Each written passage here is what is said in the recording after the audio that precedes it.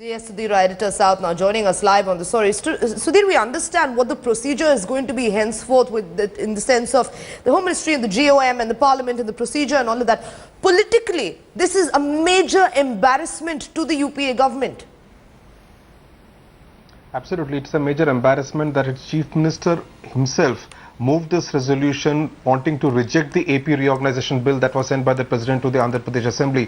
What is interesting, Sanjana, is the manner in which both the Telangana as well as the Seemandhra groups are actually claiming victory. The Seemandhra lobby obviously saying that the bill has been rejected by a voice vote in the Andhra Pradesh Assembly, and therefore now both the union government as well as the President has to take cognizance of the fact that the House is not in favor of bifurcation of Andhra Pradesh. But the Telangana group argues that under Article 3, the sense of the House does not really matter. It is a centre, the Parliament, which has to take a call on whether any state has to be divided and a new state created, and therefore this kind of a resolution which rejects the reorganization bill does not really count for much. They also take the reference of the Bihar Assembly, which had also rejected the bill which was going to create Jharkhand in 1998, but despite that the NDA government wanted to introduce it in Parliament. So therefore now it will be sent to various legal and constitutional experts. The ball really in President Pranab Mukherjee's court.